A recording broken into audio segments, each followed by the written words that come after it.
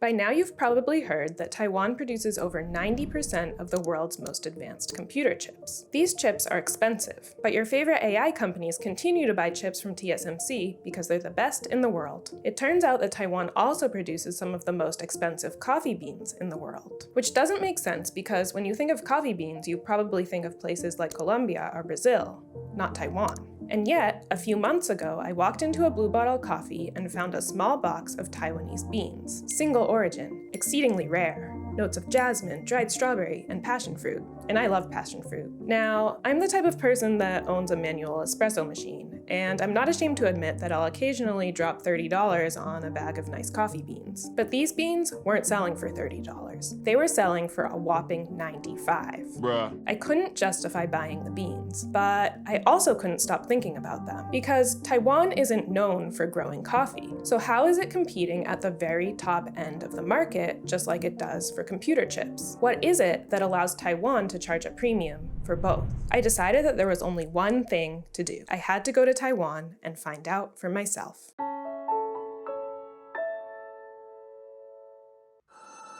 Part 1. Taiwan grows coffee. What do computer chips and coffee beans possibly have in common? That question first led me to Taipei, where I met up with Eleanor. Hi everyone, this is Eleanor. Now we're in one of the most famous coffee shop here in Taipei named Cafe Soleil. Eleanor is a coffee blogger, a direct trade co-founder, and an international coffee judge. Basically, if you want to understand coffee in Taiwan, she's a great place to start. The first thing Eleanor told me is that even though Taiwan isn't known for coffee, it's actually been around Taiwan for a long time. Taiwan actually has a long history, like we started the industry all the way back from 1884. That was a British company bring the seeds and they were trying to test planting Taiwan. Coffee was first introduced in the late 19th century. The industry expanded under Japanese colonial rule during the early 20th century. But the momentum didn't last. World War II disrupted production, and when the KMT took control in the 1950s, coffee was rebuilt as an export industry tied closely to the United States. The model was simple: produce as much coffee as possible for as little cost as possible. But as coffee production expanded across Central and South America, prices dropped. US aid ended and Taiwan couldn't compete. So over time, Taiwan's coffee industry declined. But at the same time, people in Taiwan were starting to drink more coffee. First it was instant coffee, and then global chains like Starbucks. But this coffee was made from imported beans. And yet today, you can find Taiwanese coffee selling for $95. So how do we get from a declining commodity industry to imported coffee from global chains to this? To find out, Eleanor told me to get out of Taipei, take the high-speed rail, and then drive up a long, winding mountain road in central Taiwan, past never-ending rolling green hills of tea leaves, until finally we arrived in Alishan. This is Shih-Yuan Yeh, the owner of Qingyue Coffee Estate in Taiwan. And this is me tasting a raw coffee bean at Shih-Yuan's farm. Shih-Yuan welcomed us with this feast of local produce and some of the best coffee I've ever tasted. But on the drive over, all we saw were tea farms. In my quest to understand Taiwan's specialty coffee, Eleanor had sent me to a region most famous for high mountain tea. For decades, the Alishan region drew tourists from around the world for tea tasting and hiking. Families like Shih-Yuan's could earn their livelihood from this industry. But then, in 2009, everything changed. Part 2, from disaster, coffee rises.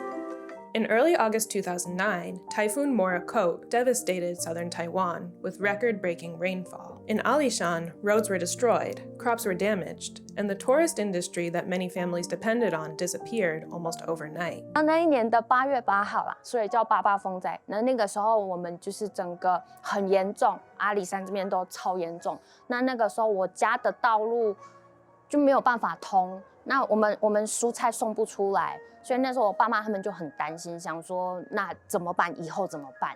因为风灾的关系，整个民宿变得就是满目疮痍，就等于我当时已经放弃了这个山庄，然后到山下去经营餐馆。Su-Yuan and his family had to shut down the guest house for almost 2 years. He went down the mountain and tried to run a restaurant to support his family. But gradually, tourists and tea enthusiasts started to trickle back up the mountain, and Su-Yuan decided it was time to repair and reopen his business. 那回来再重建的时候，我们本来餐厅那个地方屋顶就坏了，我们就把它整理做成类似有一个户外的区域。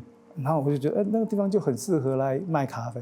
That's right, coffee. in a region that had made a name for itself selling what was perhaps the best tea in the world, Su-Yuan decided to sell coffee. Now, this might seem like a strange pivot, but at that exact moment, something much bigger was happening at a global scale. Across the Pacific, in places like Oakland, California, companies like Blue Bottle were ushering in the so-called third wave of coffee. Blue Bottle opened in 2002, and their model completely changed the global coffee economy. Previously, coffee growers were tied down with fixed commodity pricing. The system rewarded producing high quantities of beans for the lowest possible price, and the margins for growers were slim. But now, there was a different path. We have the commodity side of the coffee and also the specialty side of the coffee. With specialty coffee, buyers and consumers were more interested in where the coffee was from, how it was grown, and how it was processed. And for the specialty coffee part, like usually buyers will set the price according to the quality. Now growers across the coffee belt had a new opportunity. Instead of competing on volume, they could compete on quality. Exceptional beans could now command premium prices through direct trade relationships and specialty auctions. In the meantime, back in Taiwan, younger generations were drinking more and more coffee.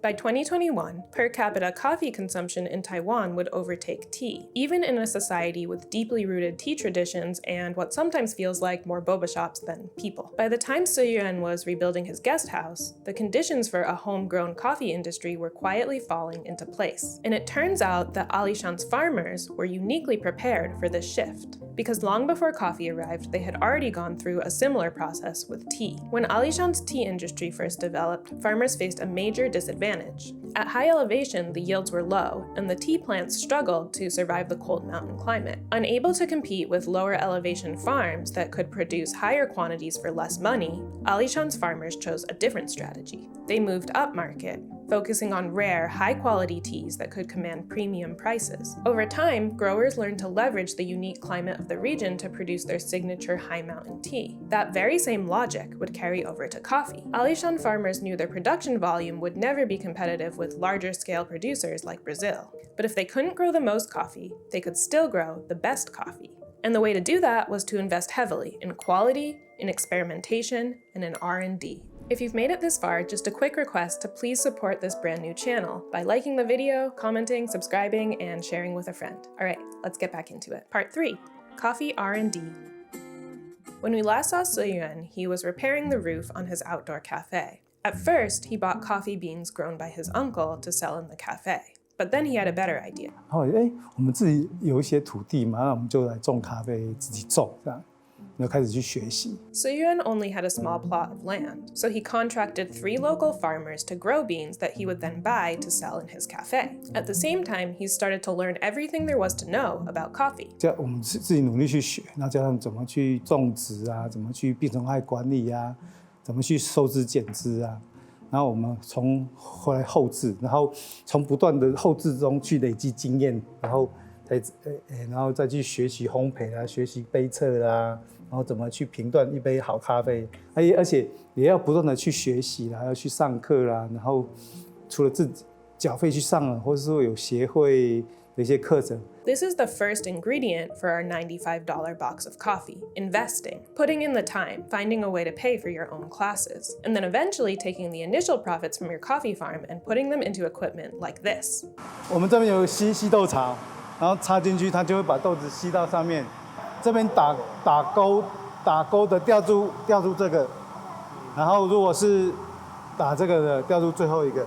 So there's the initial investment, and then there's taking those initial results and gradually improving on them. In semiconductors, for example at TSMC, progress comes from iteration. Each generation of chips is used to refine the next. The more computer chips that TSMC made, the more expertise they accumulated. And the more coffee that Su-Yuan grew, the better it tasted. 那我们 才会从后端的品质推回去，我们整个制程，我们要该怎么做，做到什么程度，才是咖啡最好的状态。So there's our second ingredient, feedback loops, taking the final product, a cup of coffee, and tracing it all the way back to the ground. 所以他们就有一句话说 "seed to cup"， 就 seed to cup. 对 seed to cup。美国说 farm to table. 对，就是大概对啊，我们在这边会这样讲，就是 seed to cup。Jiuyi said that when her family first started growing coffee, they just thought it could be a good economic opportunity after the typhoon. 所以像以前朋友一开始来我们家，他们会看到我们就是可能一排咖啡，然后中间是高丽菜啊，那其他的就会一排咖啡，一排辣椒。Through the seed to cut process, they gradually improve the quality of their beans. 我们会烘一些样本，烘一点点，然后喝看看，喝觉得说，这个批次做得好还是做得不好，我要不要再修正我下一个批次怎么做？ By this point, it wasn't just Su-Yuan and Jiuyi growing coffee. There were small farms and cafes popping up all throughout the region. Alishan coffee was becoming an industry, with Su-Yuan as head of the local trade organization. But they needed something to distinguish themselves. So just like there's different types of apples, there's Galas, Honeycrisp, Pink Ladies, there's also different types of coffee beans. And Alishan's growers from the start specialized in rare, highly coveted varietals like Geisha and SL34. But these were varietals that other coffee industries had already made famous. So if you keep getting the famous from Panama Geisha, the world buyers will definitely go compare like, so what's the difference of Panama Geisha from Panama and also from Taiwan? That leads us to our third ingredient, novelty. And that novelty would come in the form of a brand new varietal of coffee bean. If you talk about the varietals in Taiwan, then definitely one guy we need to mention about is the owner of Jiuyi Jhao-Yun Wu. So, yes, he's the coffee prince for sure. For coffee prince Zheng Lunfang, it wasn't enough to grow rare varietals. He wanted to establish a brand new variety, something you could only get in Taiwan. If you went to Jiuyi, they even have a varietal garden to see what variety goes well with the local terroir. So it ended up there's one very special variety he found out from his farm, and he sent it to a DNA test, and it's an unknown variety before. The coffee prince had struck gold. He had discovered a brand new type of coffee bean that fit perfectly with the local growing conditions. So he just decided to name the new variety Soana. So Soana, that's the indigenous language called that's the best. Now, you might imagine that Zheng Lun, the coffee prince, would want to keep his discovery to himself. But instead, he shared it. 好，那最后我们就去喝索恩纳。 So they just like everyone plan and grow stronger together. In 2025, Su-Yuan entered his beans in Taiwan's third ever Cup of Excellence competition. He came in fifth, scoring 89.63 points for 99.21 pounds of natural processed Geisha beans. These numbers mean that the coffee was excellent and there wasn't a lot of it, so buyers responded by bidding on his beans. And guess which coffee roaster won the bid? 对对对，他买过2次了。 The rest is history. Su-Yuan's beans were packaged up and shipped across the Pacific, where they were sold in Blue Bottle stores for $95 a box. And that's where I found them, with notes of jasmine, dried strawberry, and passion fruit. And I love passion fruit, but what I love even more is a great success story. 很贵，卖多少钱？ It was like $50 for. 对，100克就1500、1600。你这个很贵吗？差不多。如果我有看到，我也会买啦。对，买会放着我们家的。Part 4. Less is more. We started this video with computer chips, so let's circle back. What struck me about Alishan's coffee growers is how obsessed they are with R&D. They're constantly experimenting, refining, improving on every step of the process. They hold a deep conviction that if they make something truly exceptional, people will recognize it. Now, that idea isn't unique to coffee. It's the same exact logic that built semiconductor giant TSMC. Instead of competing on volume, TSMC focused on precision. They wanted to produce the best possible chips, and they did that by getting better, step by step, year after year, until they were making the most advanced chips in the world. In both cases, the strategy is the same. Don't make more, make it better. And I think that's why this story stuck with me, because so often there's this perception that more is better. More videos, more posts, like the algorithm is this big hungry monster, and if it doesn't get fed, it will eat me alive. But for Su-Yuan and Jiuyi, it was so clear from the start that more was not better. Instead, it was about investing in skills, obsessing over details, and improving over time. And this initial investment took longer at first, but in the end, people noticed, and they were willing to pay for it. So my takeaway here is that I'll try to be a little bit more like Su-Yuan and Jiuyi. I'll try my best to make the highest possible quality videos, even if it takes longer. Because even if I can't make the most videos, maybe eventually I'll be able to make the best ones. Thanks for watching, and I'll see you next time. Bye-bye!